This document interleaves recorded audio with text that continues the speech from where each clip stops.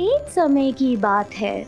मोहन और पद्मावती नाम के दो भाई बहन रहते थे। मोहन बड़ी पढ़ाई कर कर बड़े शहर में अपने बीवी बच्चों के साथ रहता था। पर पद्मावती जिस शहर में पढ़ाई की, उसी शहर के जान पहचान के एक लड़के रघु से शादी करके वहां पर बस गई। पद्मावती के पास सुंदरता के साथ साथ कई गुण थे। वो अपने पति के साथ समान मेहनत करती।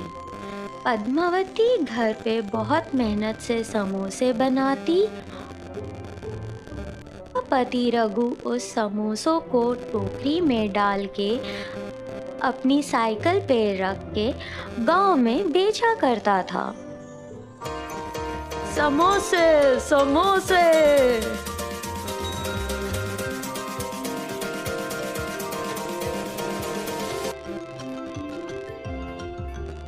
उन समोसों से कमाए हुए पैसे रघु घर लेकर आता था।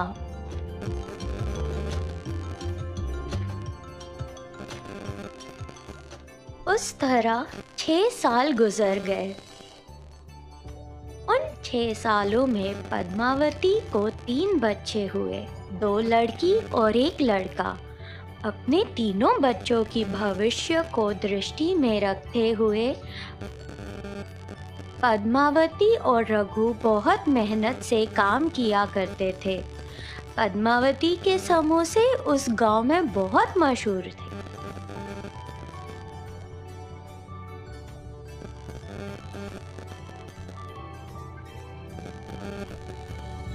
एक दिन पद्मावती का भाई मोहन पद्मावती के पूरे परिवार से मिलने शहर से गांव आया।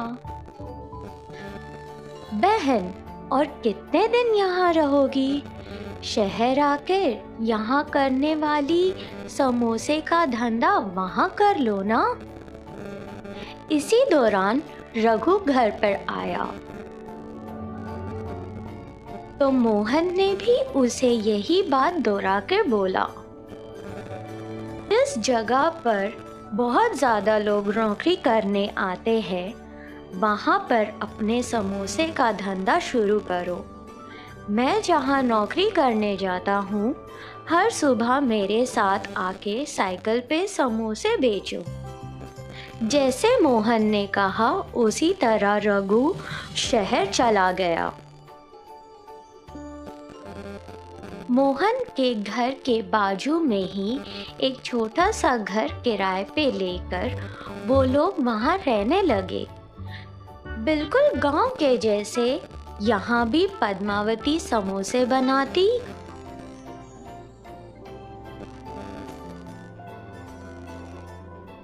और रघु उन्हें साइकिल पर रखकर मोहन के साथ नौकरी करने के जगह जाके समोसे बेचना शुरू किया।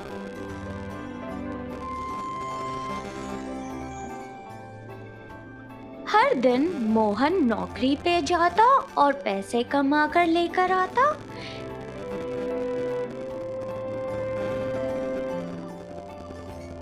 वैसे ही रघु भी समोसे बेचकर हर दिन पैसे कमाकर घर लेकर आता था।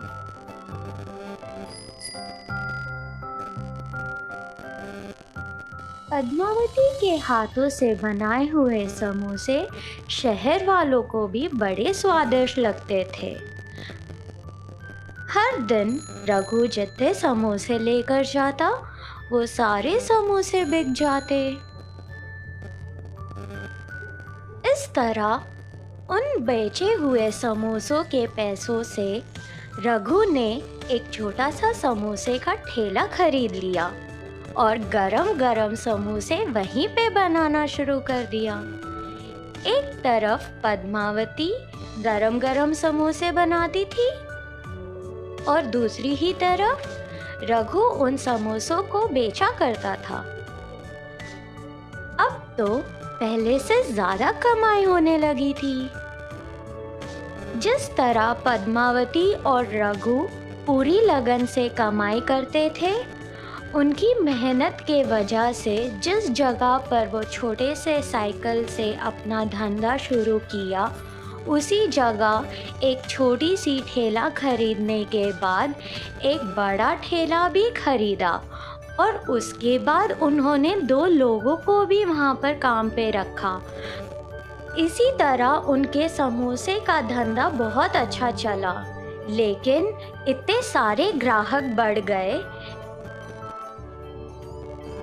कि समोसे खत्म होने की वजह से उनमें से काफी ग्राहक निराश होकर वहां से लौटने लगे।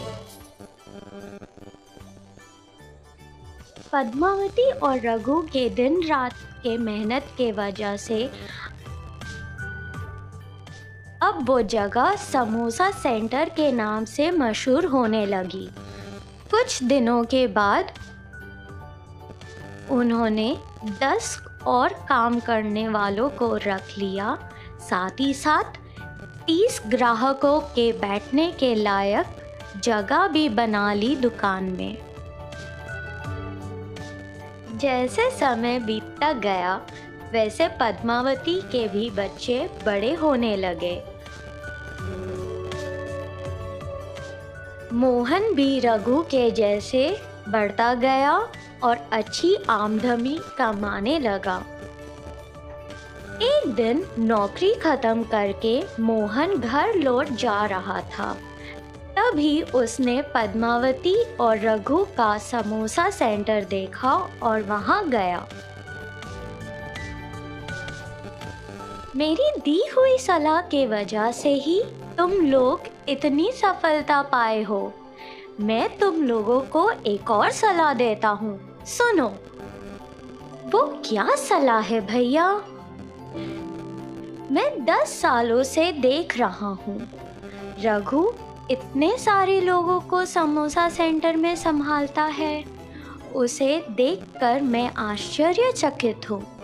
रघु मैनेजर के पोस्ट के लिए एकदम सही रहेगा। मेरे जैसा बड़ा जॉब, मेरे जैसा बड़ा नाम, अगर काम पसंद आए तो इनाम। यहाँ हर दिन रघु अपने हुनर और समय को बर्बाद कर रहा है। ये क्या भैया?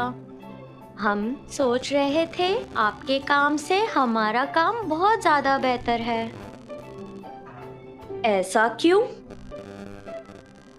क्योंकि 10 साल पहले एक साइकिल स्टैंड के ऊपर एक छोटी सी टोकरी के अंदर हम समोसे बेचा करते थे। उसी दौरान आपकी भी नौकरी लगी थी, लेकिन उस दिनों हम रोज़ 800 रुपये कमाया करते थे और आपकी महीने की तनख्वाह 10,000 थी। इन 10 सालों में बहुत कुछ बदल गया है। अब हम एक बहुत बड़े समोसे की दुकान के मालिक हैं। इस पूरे एरिया में बहुत मशहूर है। आप इन 10 सालों में मैनेजर बने, जिसके वजह से आपकी महीने की तनख्वाह 1 लाख हो गई है और हमारी 1 लाख से भी ज़्यादा आमदनी है। हमने अपने बच्चों के भविष्य के लिए जो भी किया सब सही किया भैया। भविष्य के लिए? वो कैसे? हमने बहुत कम पैसों से अपना धंधा शुरू किया था। हमारे बच्चों को हमने जिस तरह मेहनत की, उस तरह मेहनत की ज़रूरत नहीं है। एक दिन मेरा बेटा इस समोसे का ध्यान रखेगा और संभालेगा। पूरी तरह से बने हुए बिजनेस को आगे बढ़ाएगा। आपके बच्चों को वापस शुरुआत से मेहनत करनी पड़ेगी। हमारी तरह आपके बच्चे सीधे आपके दर्जे पर नहीं बैठ सकते। आपके कंपनी के मालिक के बच्चे उस दर्जे पर बैठ सकते हैं, पर आपके बच्चे आपके दर्जे पर आते आते उन्हें बहुत मेहनत करनी पड़ेगी। अब कौन किसका हुनर और समय बर्बाद कर रहा है? इन इन सारी बातों को सुन के मोहन को भी लगा कि जो पद्मावती और रघु बोल रहे हैं वो एकदम सही है। वो चुपचाप सोचते हुए वहाँ से चला गया। पद्मावती और रघु ने अपने दोनों बेटियों की शादी कर दी